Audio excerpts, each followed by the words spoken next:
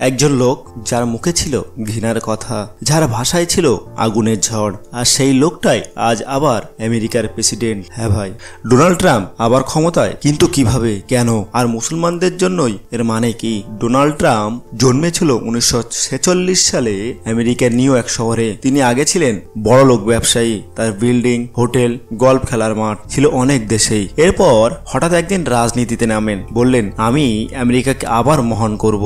আর এই স্লোগান বিশ্বাস করে অনেক আমেরিকান তাকে প্রেসিডেন্ট বানিয়ে ফেললো। 2016 সালে ট্রাম্প প্রেসিডেন্ট হয়ে যা করলো সেটা কোনো নেতা করে না। তিনি বললেন মুসলমানদের আমেরিকায় ঢুকতে দেওয়া যাবে না। 6টি মুসলিম দেশের উপর নিষেধাজ্ঞা দিলেন: Iran, Iraq, Syria, Libya, Yamam ও সোমালিয়া। মুসলিম পরিবারগুলো আলাদা হয়ে গেল।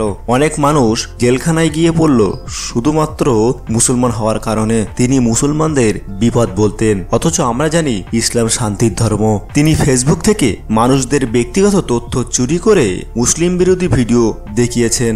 একটি টিভি চ্যানেল ছিল তার সঙ্গে চুক্তিতে, যাতে সে যা বলতো সেটাই সত্যি মনে হতো। 2024 সালে আবারও ভোট হলো। ট্রাম্প সব বাধা পার করে আবারও প্রেসিডেন্ট হয়ে গেল 2025 সালে জানুয়ারিতে। অনেকে ভাবে কেন এত কিছু করেও আবার তাকে ভোট দিল? কারণ ঘৃণার রাজনীতিতে খুব চতুর। সে মনের ভিতরে ঢুকে যায় আর মানুষ বোঝে না সে কোন পথে যাচ্ছে। কটা শিশু কাঁদছে ফিলিস্তিনে আর ট্রাম্প হাসছে হোয়াইট হাউসে। ইসরায়েল বোমা ফেলছে, ট্রাম্প হাততালি দিচ্ছে। এই লোকটাই মুসলিম জাতির রক্তের চুক্তি করেছে, আর আজ আমরা চুপ। 2016 সালে ডোনাল্ড ট্রাম্প ঘোষণা করলো জেরুজালেম ইসরায়েলের রাজধানী। এই একটা কথা ছড়িয়ে গেল আগুন। ফিলিস্তিন, গাজা, লেবানন সব জায়গায়।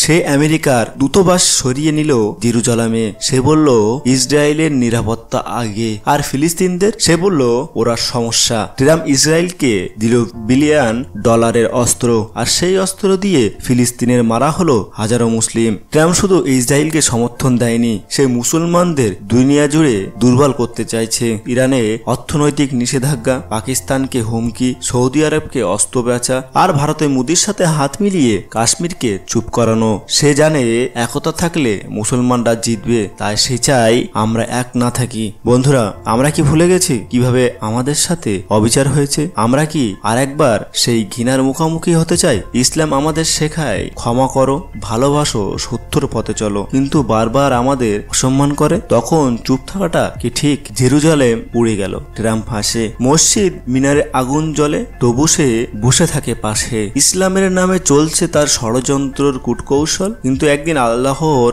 ইনসাফ বলবে সবকিছু স্পষ্ট ভাবে। ভুলে গেছি কবে থেকে নাম হয়ে গেছে দাগ, যাই নামাজ পাশে শোনে শুধু অভিযোগের আগ। তবুও বলি আমরা মুসলমান, শান্তির প্রতীক, ঘৃণা নয়, আলোর পথে চলবো চিরদিন ঠিক। ট্রাম্প গিয়েও গেছে, আবার এসেছে। ইসরায়েল থেমে যায়নি, কিন্তু আমাদের চুপ থাকা ওদের সাহস বাড়িয়ে দেয়। ভাই, আজ যদি না জেগে ওঠো, কাল শুধু কান্না নয়, পরের প্রজন্মকে মুখ দেখাতে পারবে না। এই দুনিয়া শুধু ট্রাম্প বা ইসরায়েল নয়, এই দুনিয়া আল্লাহর। সত্যর পক্ষ নিয়ে দাঁড়াও, কারণ ইসলাম কখনো হারে না। ট্রাম্প আবার এসেছে ঠিকই, কিন্তু আমরা তাকে মনে রাখবো না ভয় পেয়ে। আমরা মনে রাখবো আমরা কি? আমরা সেই জাতি যারা কষ্ট পায় কিন্তু হাল ছাড়ে না, যারা মাফ করে কিন্তু ভোলে না। তাই ভাই, এবার সময় ভুল মানুষকে না, সঠিক কথাকে সামনে আনার। ঘৃণার বিরুদ্ধে আওয়াজ তোলো। মুসলমান মানেই দোষী নয়, ভালোবাসার নাম ইসলাম।